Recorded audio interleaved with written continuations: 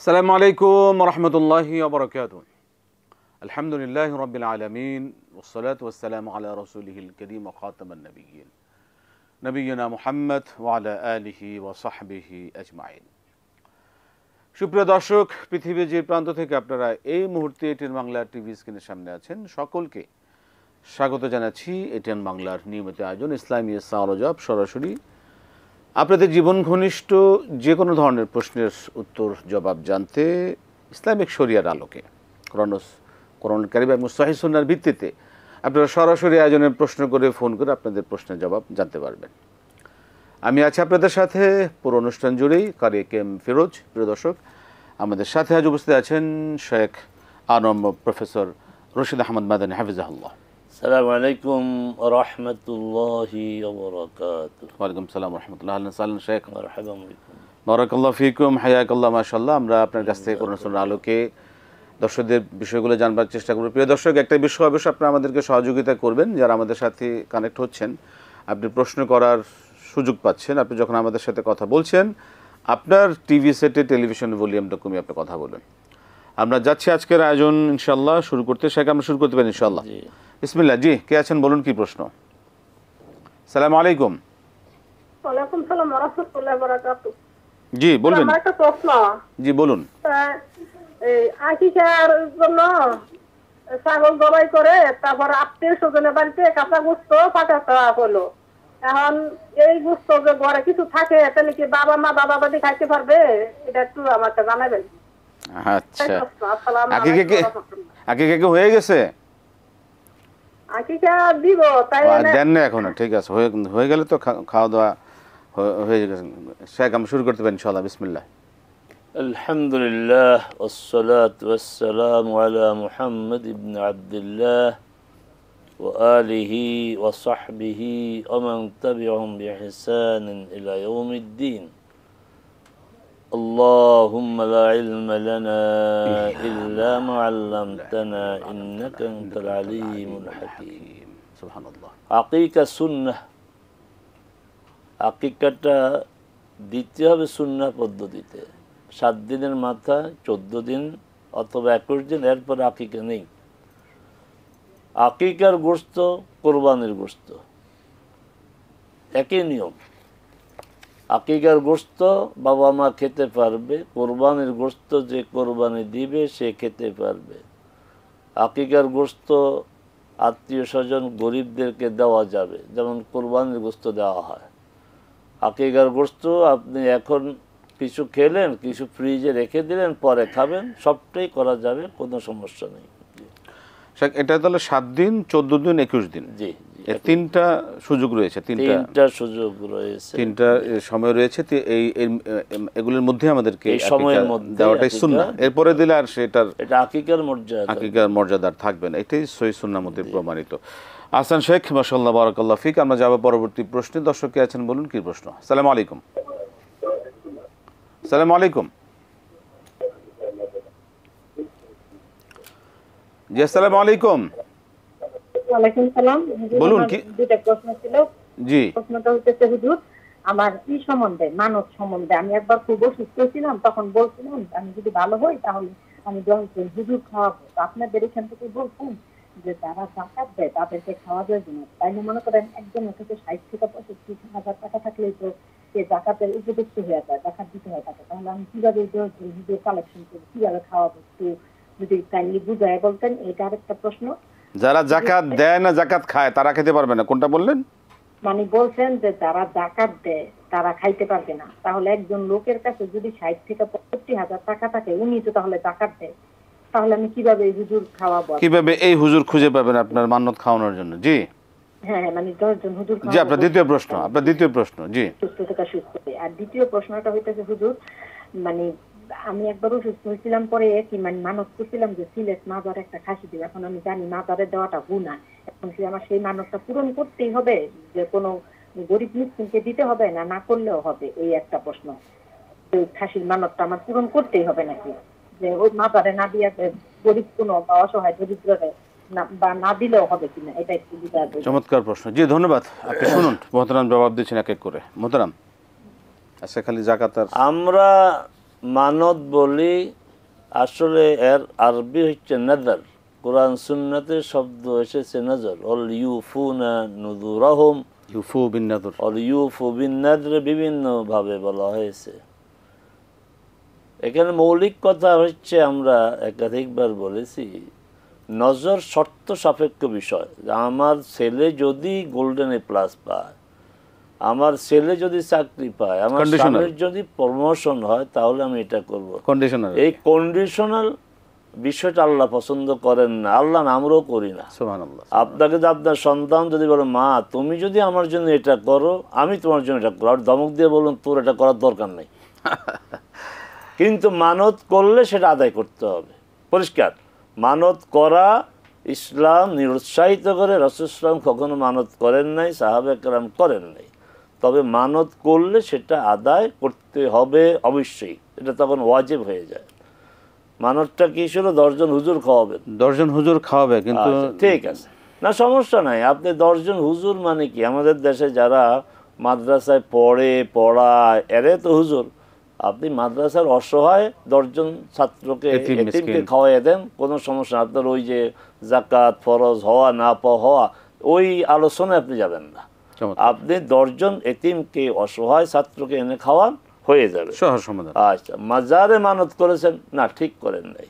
মাজারে মানত করা যাবে না, এজন্য তওবা করা দরকার কিনা? হ্যাঁ, যেহেতু মাজারে মানত করেছেন, আল্লাহ সুবহানাহু ওয়া তাআলা আপনাকে এই যে বুঝার তৌফিক দিয়েছে, এই বুঝো না, অনেকে বুঝে না। আলহামদুলিল্লাহ বলেন যে আপনি বুঝতে পেরেছেন, আমাদের কথা শুনে আপনি কনভিন্স হয়েছেন।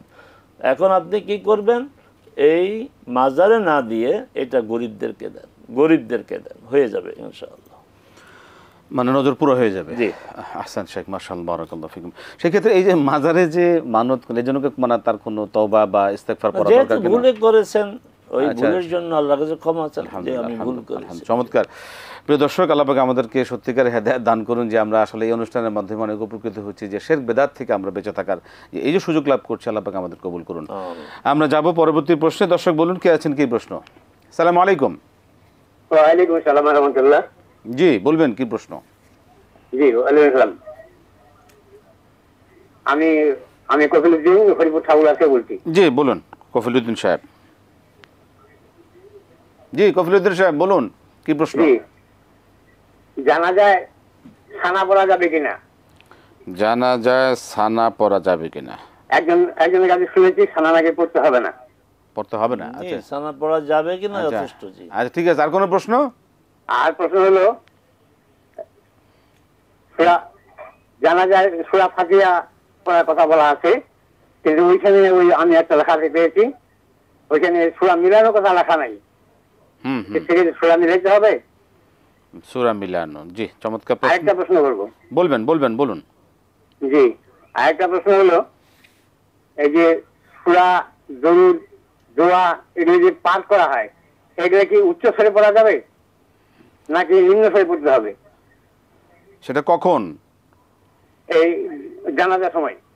ও, আর জানাজার সময় এগুলো কি জোরে পড়তে হবে না মনে মনে পড়তে হবে? মনে মনে ঠিক নাম, মানে নিম্ন স্বরে আর কি। আমি একজনের কাছে শুনেছি, উনি বলছেন যে নবী করিম সাল্লাল্লাহু আলাইহি ওয়াসাল্লাম জানাজায় ছিলেন, তো এক সাহাবী আর সাহাবীকে জিজ্ঞেস করছেন যে নবী করিম সাল্লাল্লাহু আলাইহি ওয়াসাল্লাম কি সূরা ফাতিহা পড়েছেন? জি, আমরা আপনার প্রশ্ন পেয়েছি, বিবরণ প্রয়োজন নেই। ঠিক আছে, ধন্যবাদ। জি, আমরা শুনছি কফিলউদ্দিন সাহেব, আপনি শুনুন। ধন্যবাদ আপনাকে। জি ধন্যবাদ মোহতারাম।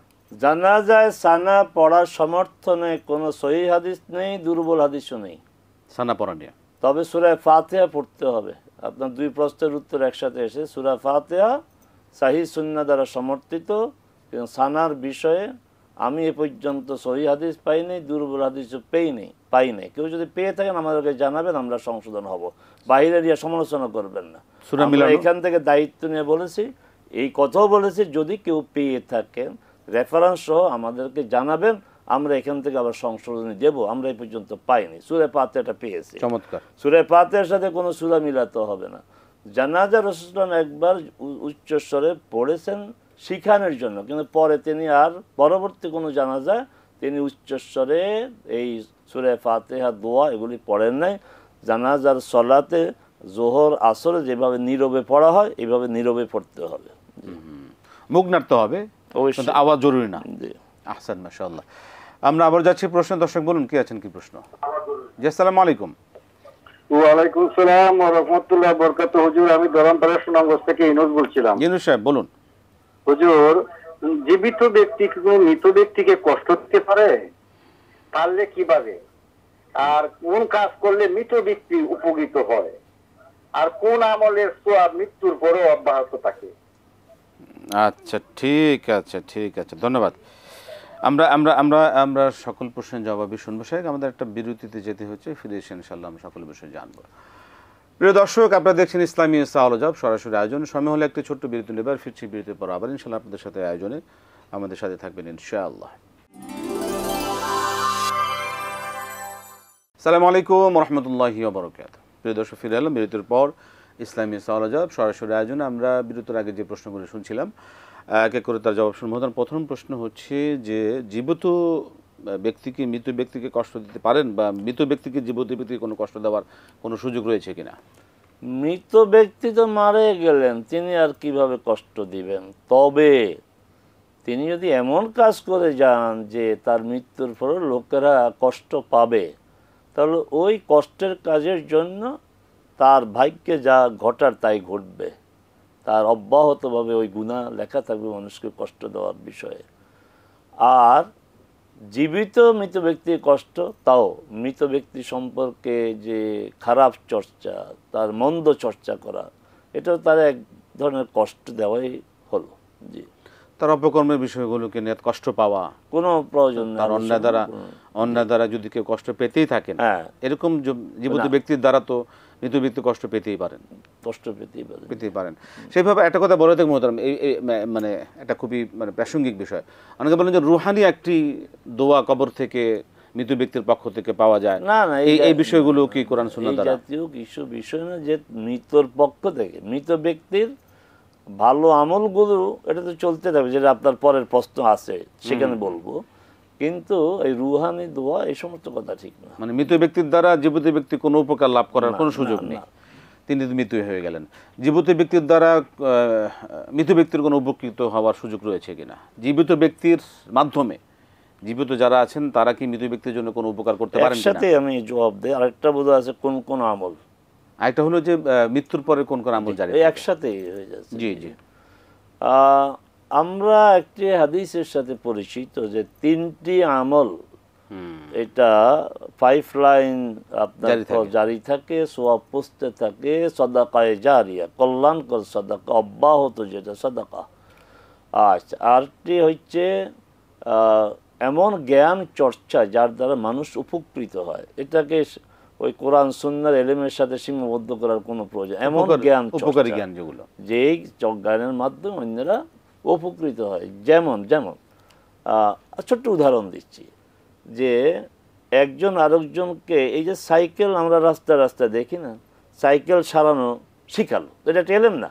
এখন মেডিকেলে পড়ানো, ওটা তো বড় আঙ্গিকে বলবো, আমি রাস্তার পাশে বলতেছি সাইকেল সারানো শিখালো।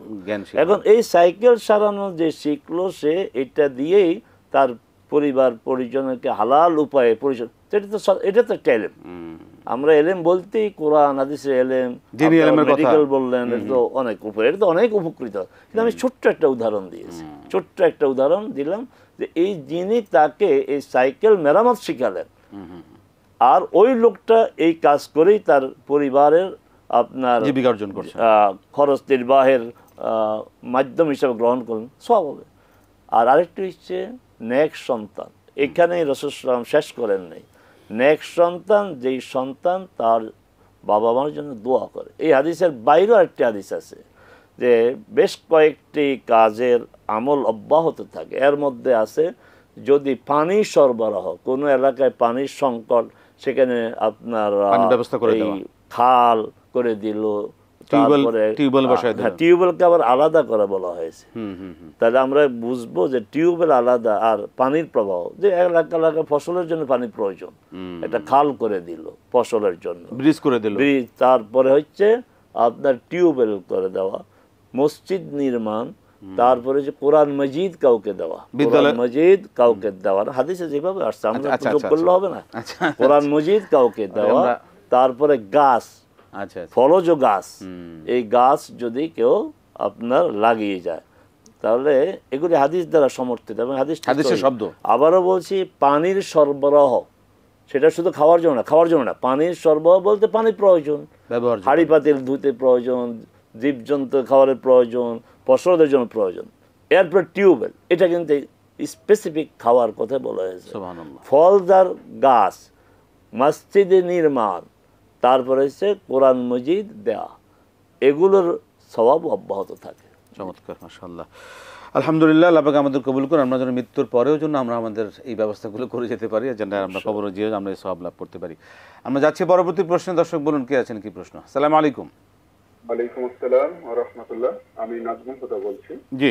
আমার প্রশ্ন হচ্ছে, আমাদের সমাজে দেখা যায় আপন 2 ভাই বা 3 ভাই তারা পৃথক, কিন্তু কুরবানির সময় আসলে দেখা যায় তারা পৃথক হওয়া সত্ত্বেও 2 ভাই 3 ভাই মিলে 1 ভাগ কুরবানি করে। আসলে এটা ইসলামে কতটুকু জায়েজ আছে, এ বিষয়ে জানতে চাই। ঠিক আছে, জি মোহতারাম। হ্যাঁ, সামনে কোরবানি আসছে, প্রশ্নটি খুবই প্রাসঙ্গিক।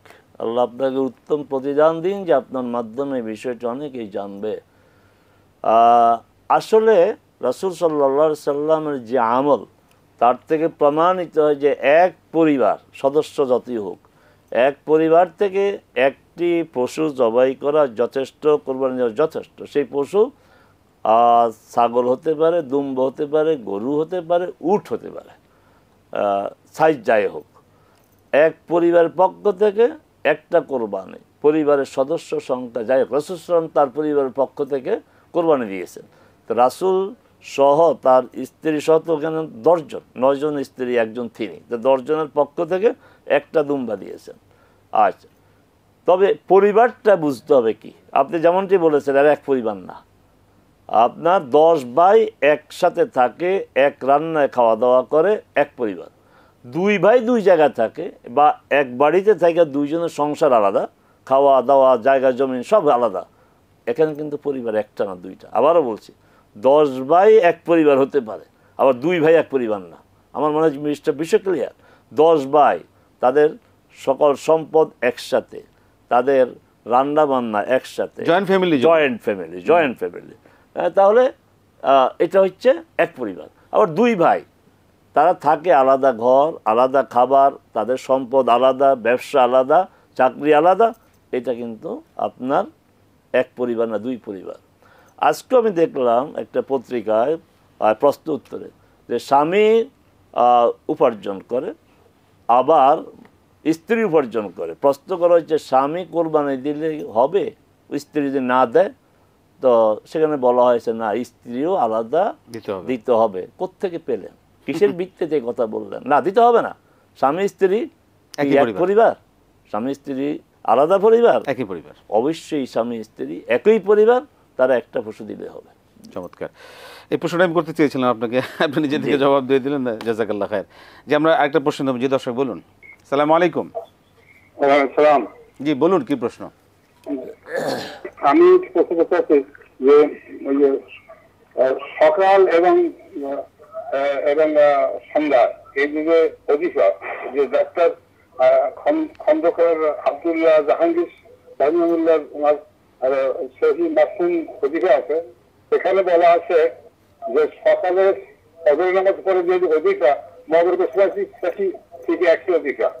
কিন্তু আবার আমি এখান থেকে শুনলাম যে কিছু কিছু ইয়ে আছে যেটা সূর্য অস্ত যাওয়ার আগে করতে হবে, সেগুলা জাহাঙ্গীর সাহেবের ইস্যুর উপরে ফজরের সময়, ফজরের নামাজের পরে বলা আছে। এখন আসলে কি কনফিউজ আমি কি এখন ওইটা ফজরের পরে যে অধিকারগুলো মগরবের পরে আমি সূর্য উদয়ের আগে যদি করি, তারপরে মগরবের পরে যদি করি, তাতে কোনো সমস্যা থাকবে কিনা? ঠিক আছে, আমরা শুনবো প্রশ্নের জবাবটি একটা বিরতির পর। সময় হয়ে গেল। জি প্রিয় দর্শক, আপনারা দেখছেন ইসলামী সাওয়াল-ও-জবাব। সময় হলে একটি ছোট্ট বিরতি নেবার, ফিরছি বিরতির পর আবার ইনশাআল্লাহ আপনাদের সাথে আয়োজনে আমাদের সাথে থাকবেন ইনশাআল্লাহ।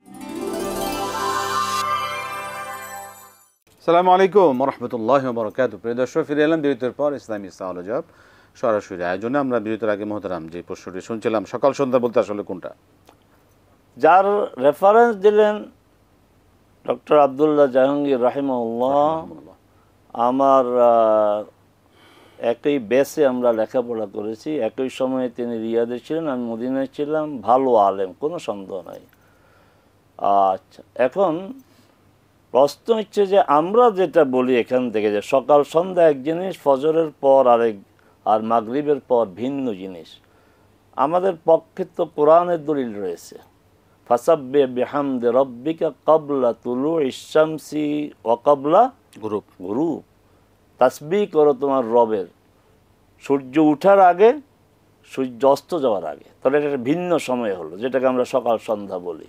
আচ্ছা, এখন প্রশ্ন হচ্ছে যদি ফজরের পরেই যদি সকাল হয়, মাগরিবের পরেই যদি সন্ধ্যা হয়, তাহলে রাসূল সাল্লাল্লাহু আলাইহি ওয়াসাল্লামের স্পষ্ট হাদিস যে সকালে 10 বার বলবে লা ইলাহা ইল্লাল্লাহু ওয়াহদাহু লা শারীকা লাহু লাহুল মুলকু ওয়া লাহুল হামদু সকালে।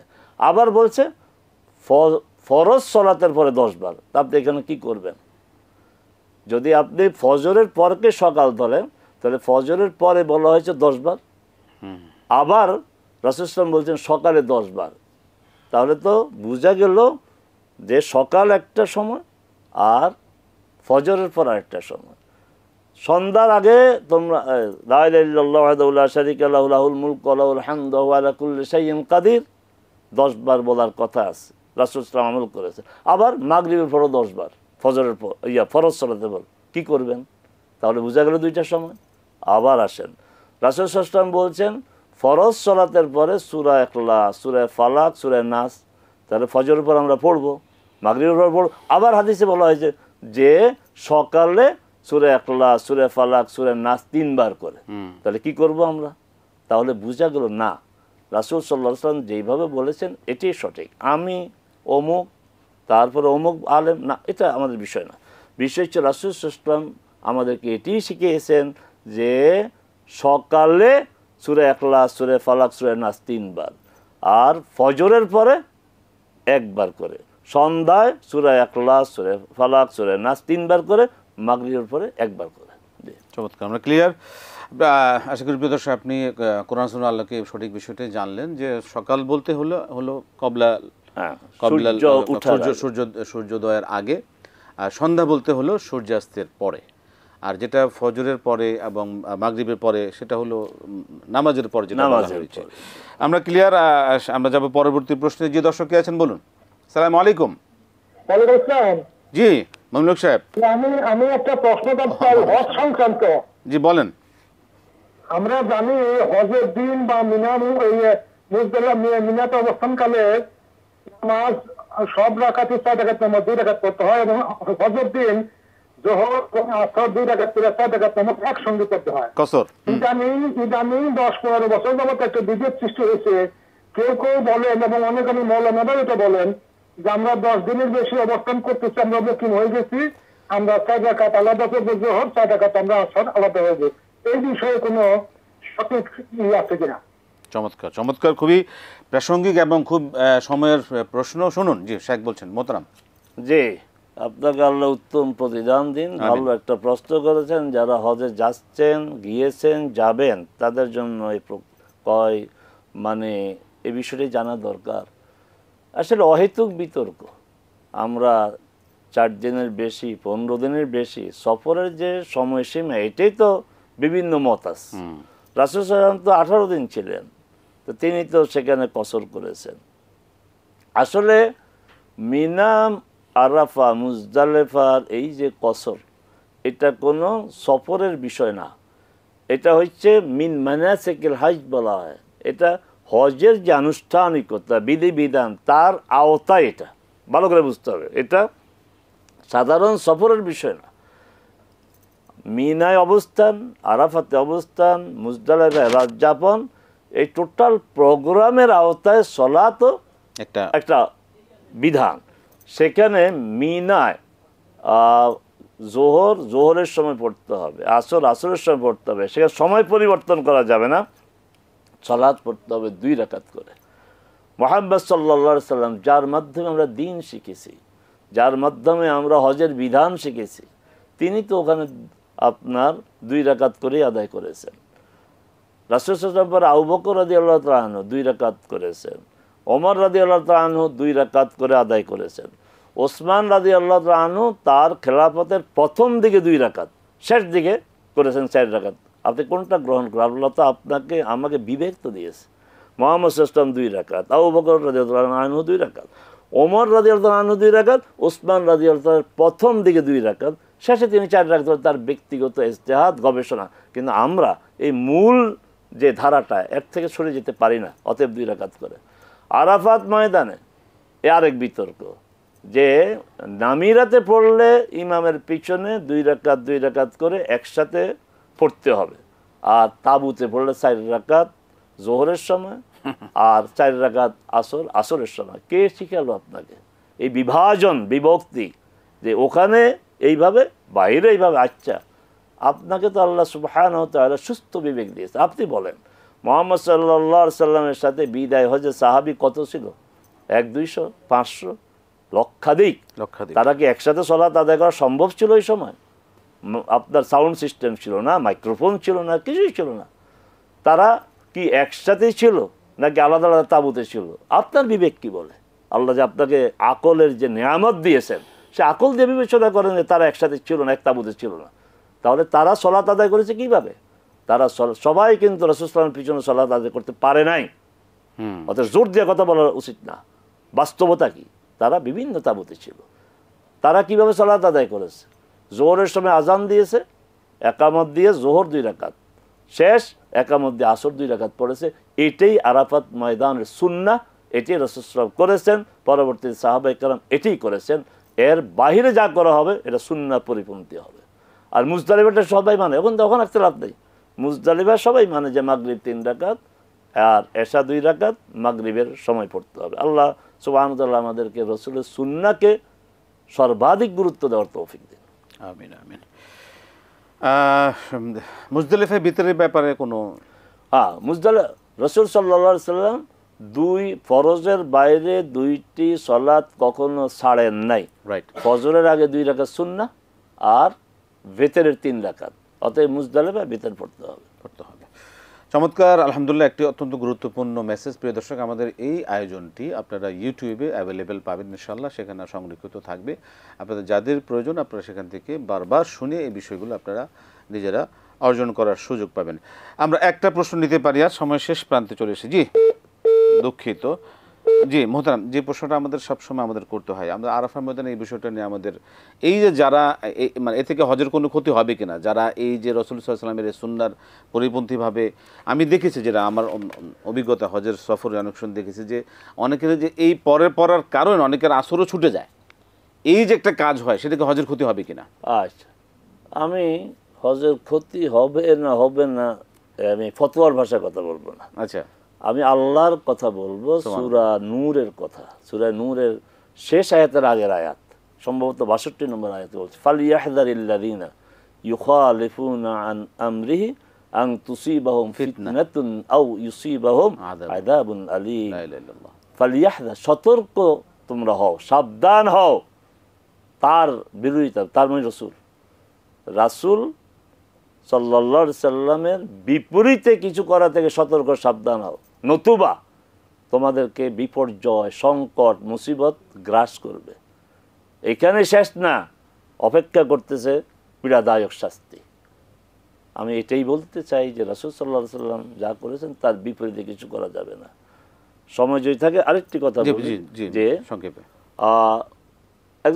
একজন তাবি, প্রসিদ্ধ তাবি সাঈদ ইবনুল মুসাইয়্যিব রাহিমাহুল্লাহ, তিনি দেখলেন যে এক লোক ফজরের সুন্নতের পর ফজরের জামাতের আরো দেরি আছে, তো তিনি 2 রাকাত করে সালাত আদায় করতেছে। তো ডাকলেন যে, এবং নিষেধ করলেন, না না এইভাবে সালাত আদায় করা যাবে না, তো 2 রাকাত। তখন সে একটু রাগ করে বললেন যে, আমাকে কি এই জন্য আল্লাহ আযাব দিবে? আইয়ুআযযিবানি আল্লাহু আলা নামাজের কারণে আল্লাহ আমার আযাব দিবে? এবার আব্দুল্লাহ ইবনে মুসাইয়্যিব রাহিমাহুল্লাহ বলছেন যে না না, এই নামাজ পড়ার কারণে তোমাকে আল্লাহ আযাব দিবে না। লা ইউআযযিবুকাল্লাহু আলা সলাতি বাল ইউআযযিবুকাল্লাহু আলা মুখালাফাতি রাসূল সাল্লাল্লাহু আলাইহি ওয়াসাল্লাম। সালাত আদায়ের জন্য আল্লাহ তোমাকে শাস্তি দিবে না, তবে এই যে রাসূলের বিপরীত আমল করেছো এই জন্য আল্লাহ শাস্তি দিবে। নাউজুবিল্লাহ মিন অতএব যালিক। রাসূলের বিপরীত আমল করা যাবে না। যাবে না। আপনাকে অসংখ্য ধন্যবাদ শেখ, বারাকাল্লাহু জাযাকাল্লাহ ফিকুম, জাযাকাল্লাহু খায়রাল জা আহসানতুম হায়াকাল্লাহ। মাশাআল্লাহ, অনেক গুরুত্বপূর্ণ বিষয় আমরা প্রিয় দর্শক আপনাদের মূল্যবান প্রশ্নের আলোকে জানলাম। এভাবে আমাদেরকে আল্লাহ পাক আমাদের জানার এবং মানার তৌফিক দান করুন এবং শিরক বিদআত মুক্ত হয়ে আমরা যেন ইবাদতগুলো সহিভাবে আল্লাহর সন্তুষ্টি অর্জন করতে পারি, আমাদেরকে কবুল করুন। আজকে শেষ করছি, বিদায় নিচ্ছি। আসসালামু আলাইকুম ওয়া রাহমাতুল্লাহি ওয়া বারাকাতুহু।